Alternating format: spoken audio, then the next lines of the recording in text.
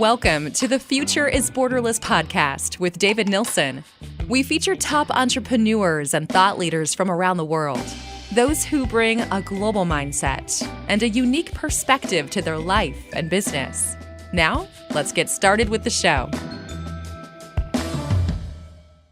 Hey, David Nilsson here. I'm the host of this podcast.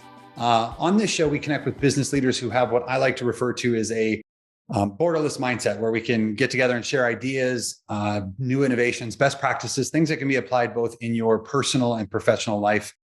The goal is to ultimately help us lead and grow in a rapidly changing world. Now, this episode is brought to you by Doxa Talent. Doxa Talent helps businesses to source full-time, highly skilled workers from all over the world. And as a result, these companies can scale faster, increase margin, and improve culture. To learn more about how Doxa can help you leverage borderless talent, go to doxatalent.com. All right, well, on for the show. So today, I'm excited about this particular, and we have our guest, which is Devin Miller. He's the CEO of Secure Save. Devin is an experienced executive in the consumer finance and workplace savings space. He's a veteran startup executive with 2 prior VC-backed exits, one as the CEO, one as the head of product, and has 15 years of experience in business development, strategic partners, and digital product management. He's also a proven innovator with 2 issued patents and in the field of software development, AI, and automation. And so with that, Devin, welcome to The Future is Borderless. Hey, Devin, good to be here. All right, well, let's talk real quickly about Secure Save. They're in the emergency savings space. This is not a very mature market, at least from my perspective. And so I wondered if we could just start by just helping people understand what is an emergency savings plan, and why is it the place that you chose to start investing your time? Yeah, good question. So emergency savings, number one, in the US, the number one source of stress for the average person is short-term money matters. Different stats, but at any given time, over half of the American working population is living paycheck to paycheck. Most of them, around 40 to 50%, have basically no savings. And so there's been a big push within this country to try and improve emergency savings. There's a big tie to retirement security. More people can retire if they have better short-term savings. They won't take out of retirement. And so there's been this kind of growing trend to make emergency savings accounts, ESAs, let's say, more of like a defined thing. Similar to how health savings accounts became a thing 20 years ago to help people better manage and prepare for current and future health-related expenses. And so we are a technology company that builds technology to help power emergency savings accounts. We do this with employers and a lot of times big financial services providers, banks, 401k providers, folks like that, to help make ESAs a product that they can offer to employers that are then provided to their employees. And ultimately, this is very simple. An emergency savings account is something that an employee gets through their employer for free. They get automatic payroll deductions, just like an HSA or 401k. They oftentimes will get a match, very small amount of money, 50 to 100 bucks per year, so long as the employee starts saving a little bit. And so essentially what you're doing is you're automating something that someone could do on their own, but they don't. You're giving them an incentive that is really important to help build the habit of savings.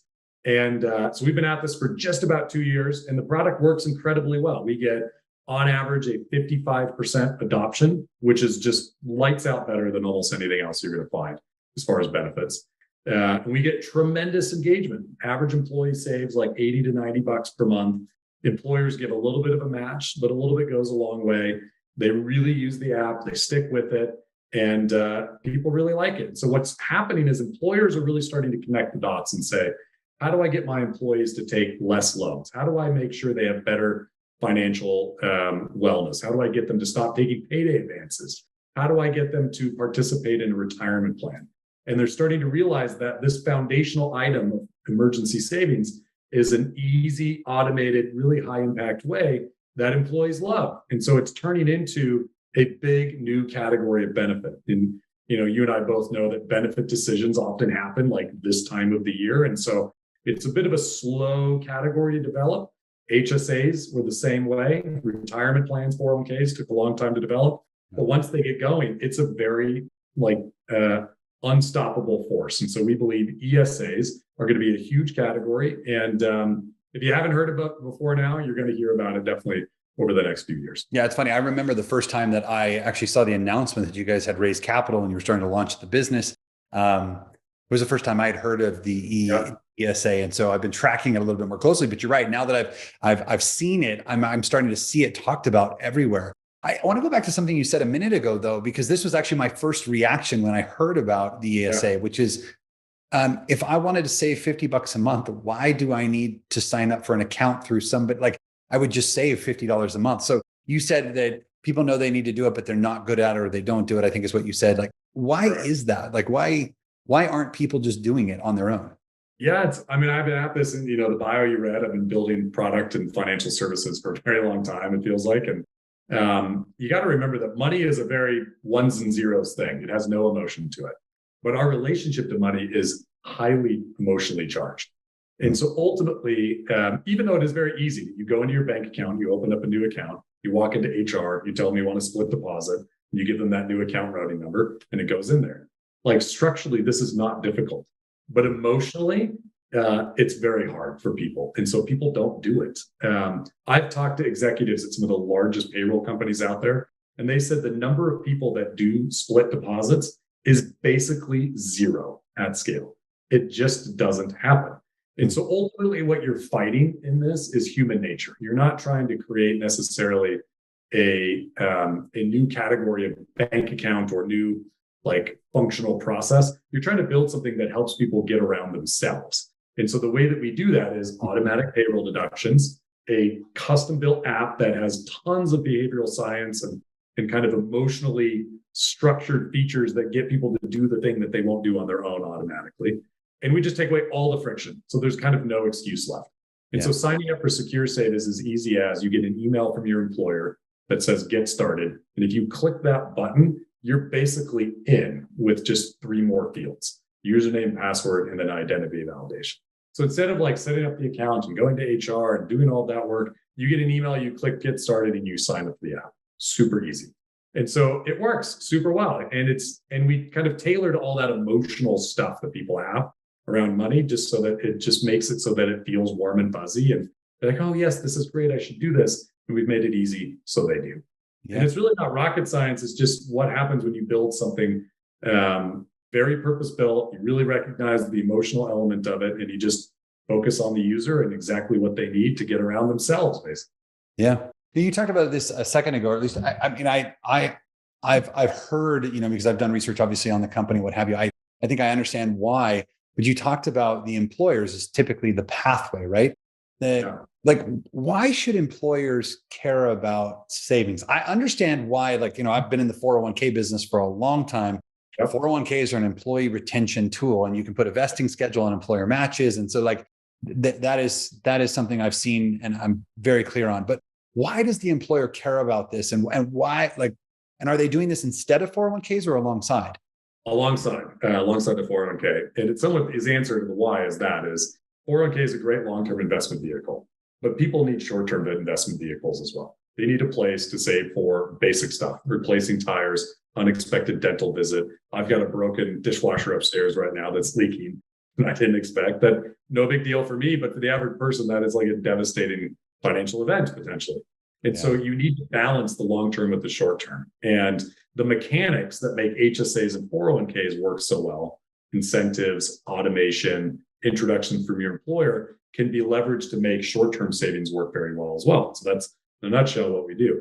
The reason why employers should do this is a handful of different reasons, and they can all apply. One is some large companies will look at this and say, look, I've got too many people taking out 401k loans, using it like a short-term piggy bank, asking me as the employer for a short-term loan, looking for support financially in ways that are not sustainable. And so this is a great way to automate that. And just for that one reason alone, we see big employers, coming to us. Another one is a lot of employers are really recognizing that their employees are really in bad financial shape. I mean, the inflation is brutal right now. Cost of living is out of control. And so you have a lot of employers I can't just keep paying them endlessly more and more. So how do I help improve their overall financial habits and well-being? Of course, we're going to pay them a good wage and try and improve that. But is there other things that have a good return on investment that can help them help themselves? And that's where we are a game changer. And then finally, a lot of places just, the great recruiting and retention challenges that are out there, a lot of employers spend a lot of money on a lot of benefits that nobody even knows that they have, and they don't use in enough numbers. And for us, we did a deployment the other week that kind of hit all of these. Big manufacturer, they saw a lot more loans in their 401k. They were really worried about the cost of living changes that were going on in their town. And, ultimately, they are not the top paying employer in their area, but they have great benefits, but they need benefits that people use and recognize and value. And so for all three of those reasons, they were excited to work with us. And we delivered tremendous results in like 24 hours. Within 24 hours, 30% of their staff had signed up. It's now over 40%, and they're all saving, and they liked it. And it's all positive. Like, it somewhat turns into a no-brainer for both the employee and for the employer once they start to unpack it. Yeah, I can't remember the exact statistic, but I never let the facts get in the way of a good story. I believe this is directionally correct, that I saw something somewhere that the average American or a percentage, I think it was like 30 or 40% of Americans couldn't pay a $300 bill if it just came due, out of the blue. And so what I'm hearing from you, though, is that this can lower the administrative burden that employers are dealing with. It can add different benefits, but it also can reduce stress or improve wellness with the workers. Wholly, and it does it at a large scale, which is the hard time with like financial wellness programs. Very few people are going to participate in those, and it's often the wrong people, right? Yeah. It's people like you and I who are personal finance nerds and like this stuff. And if someone shows up to help us learn something, we love learning too. Like, we'll go and listen. We don't need that. Yeah. Right. The people that need that don't show up to courses. They just need a solution, not coaching. Yep. So who's your ideal customer profile? I mean, is it everyone that has an employee, or is there specific? There's a stage of this. So like where we are today, I would answer that as, if you've got over 100 to 200 employees, although we have smaller accounts, if you're in places in an industry where you've got a lot of low to moderate income employees of any age, and you're in an industry where you're seeing high competition for talent, and your employees are under tremendous financial stress, then you're a good fit. So we get a lot of manufacturing, services, hospitality, retail is a really kind of good group for us. And once you're of that size, you've probably tried some of the normal benefit things, and a lot of them aren't working. Some of them aren't working well, like a 401k to the loans. And so you got to find something that really kind of fits in well. And you probably collected a lot of benefits that you should be getting rid of because they're not cost effective and you don't need them. And so that's always kind of a balance that people are going through. Yeah. Okay. Where are you guys offering this, by the way? I mean, I know you're in the US. Are you elsewhere? No, it's a US only. It's cool though, because there's a lot of what we do is it's not highly regulated, meaning we're not dependent on US tax code to do this. And so we could take it anywhere. And we've looked at that. We've delayed that for way down the line because it's quite the undertaking. But right now we're just US. But it's a universal problem. Like basically any developed country is going to have this exact same problem profile. Yeah. Yeah. No, I mean, I do a lot of work, obviously, within the Philippines, Vietnam. This is a major issue, not just even in developed countries, but in just about everywhere. This is a real issue. And it actually gets worse in second and third world countries as well. For sure. Definitely an opportunity there for you guys to expand. I want to talk about the founding story, though, because you have a couple of co-founders, your CTO, Bassam, and then Suze Orman, of all people. Yeah. Like, how the heck did that happen? Yeah. So I have not known Suze. In fact, I've still never met her, and I'll explain why in a minute. But we have an interesting founding story. So Bassam and I have worked together for a very long time. A good old friend of mine, tremendous technologist, great experience in fintech, and we were working on new projects. And long story short, the pandemic brought us to this idea. Both for different reasons and prior, early life. We know what not having $300 or $400 looks and feels like, and the stress and strain that causes. Yeah. And we've been fortunate to grow out of that and be in a much more privileged position. But when the pandemic hit, it was very much like a reminder of how fragile most people's financial life is and what that looks and feels like. And so we kind of had this immediate draw to the idea of helping to try and reinvent the emergency savings accounts and kind of thinking about it from the ground up and rebuilding it. And as I said, there's already a bit of a groundswell focus on this. So this was in reaction to the pandemic, sitting at home, talking over Zoom as the world shut down and, like, hey, the world could be ending. It was crazy times. We're like, but if it doesn't end, I bet you emergency savings is going to be like a big thing. People are going to have a renewed vigor to solve this problem.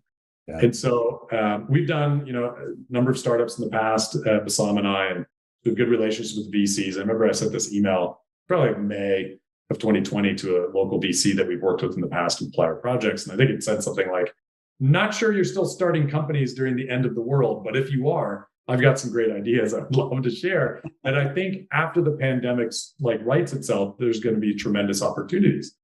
And they're like, yes, we're still starting companies. The world is ending, but probably not. There'll be great opportunities. And so we worked on this thesis around emergency savings. And I remember early on, before we'd started the company, one of the partners there said, hey, we've been talking to Suze Orman's talent agency, and they told us that somebody should start a company with Suze Orman. Would you like to talk with her? I was like, hell yeah, I should talk to Suze Orman. And little did I really realize she had just had massive surgery like a month before. She had a high risk cancer, like tumorous surgery on her spine, and wasn't necessarily likely to make it. And if she did, had a high likelihood of being paralyzed. It was this huge thing. And it was public, but I just didn't really pick up on it because, building a company and moving fast. And so I hopped on a call with Suze's spouse, longtime spouse and business manager, KT. And KT is pretty funny. And we had a few calls, and then she finally got me on a phone with Suze. You got to remember, Suze had just had spinal surgery, thought she was going to die or be paralyzed. And her spouse is like, you got to talk to this guy. He's got this great idea. And you got to think, everybody pitches Suze, right? Suze showed me pictures of the founder of Twitter, Jack Dorsey, in Square, at her house, pitching her on Square at the earliest days. She's like, I don't want to be involved. So she gets pitched and passes on stuff all the time.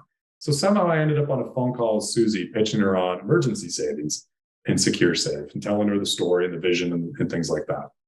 And later she told me what really hooked her was I didn't pitch a business opportunity.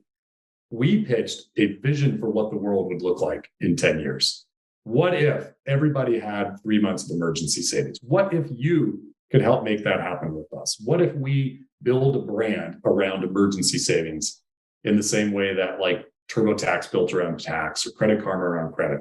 There should be a brand and a business that solves this problem at scale for the benefit of Americans. And she just listened for about an hour. And then she goes, you know why I took this call?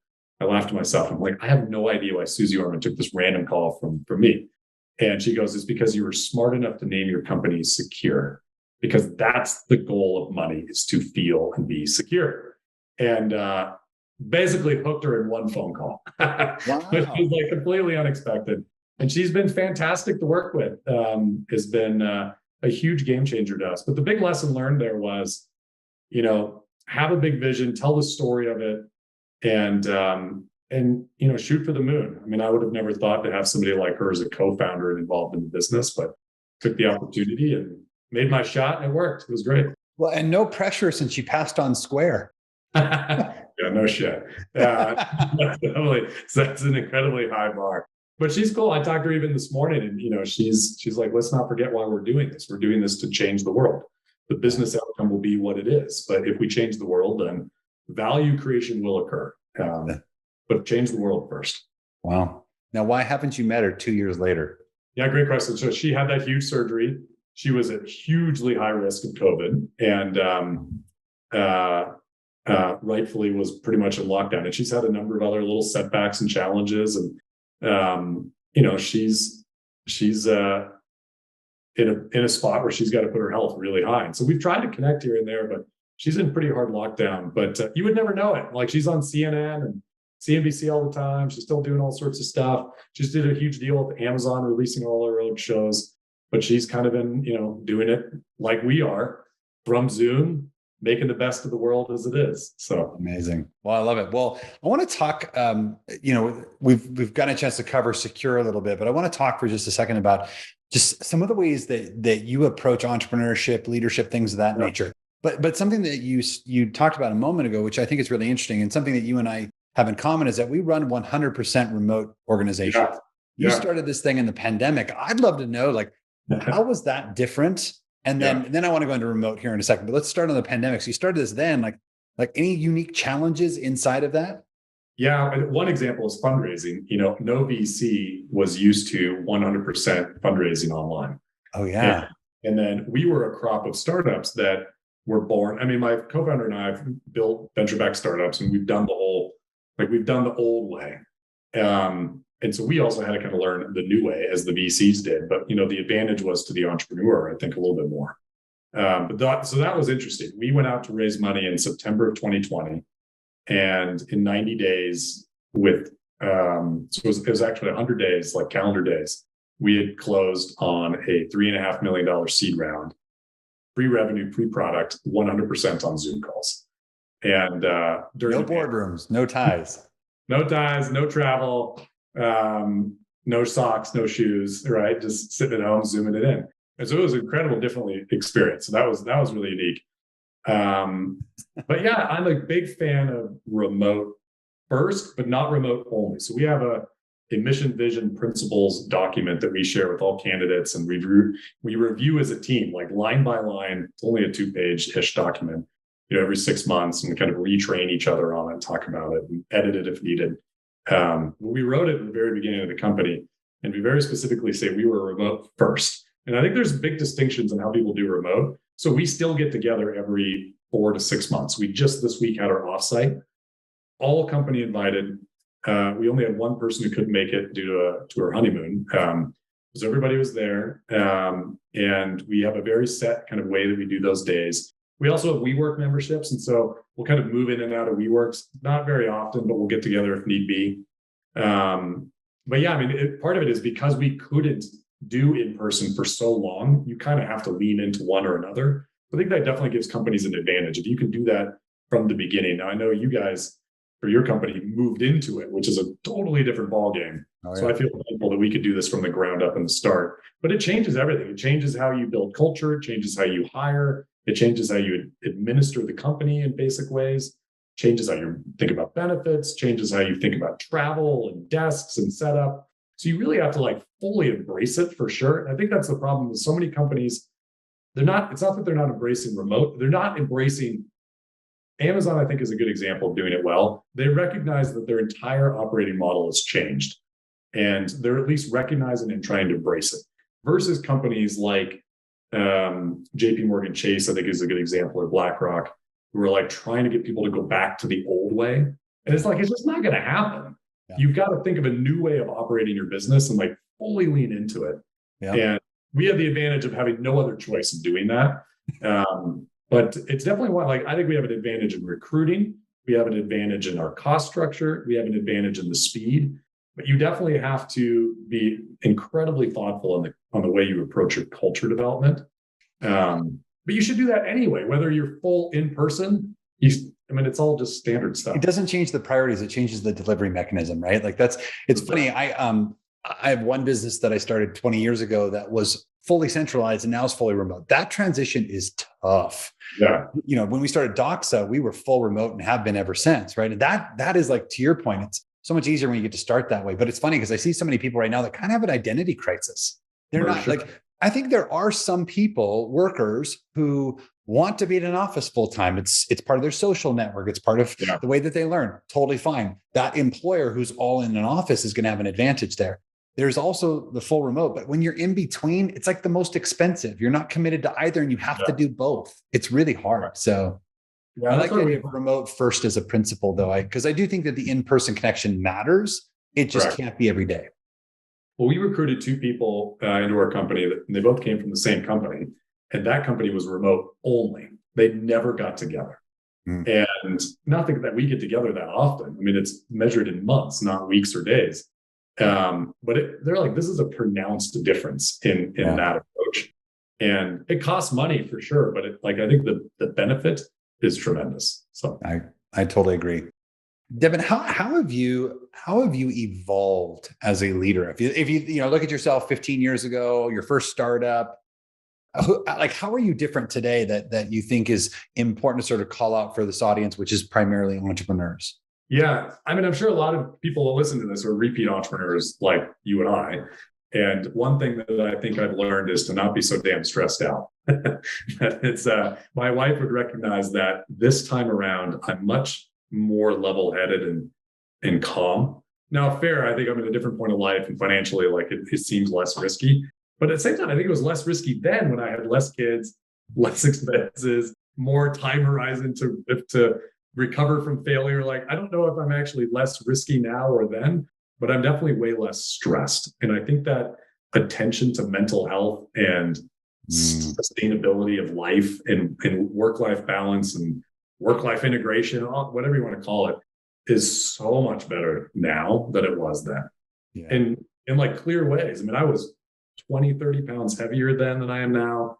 I had a stutter at times because I was so stressed out. Like I literally like at times would develop a stutter, which my doctor's like, no, that you're just so stressed that's how your brain is reacting. And it was just a sign of the like total unsustainable.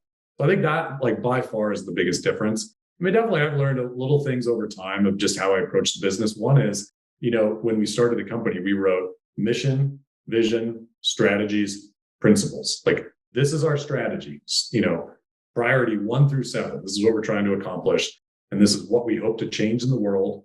This is this is our kind of brand promise of the company. And here are the operating principles and how we define those and think about it. And this is how we define our culture.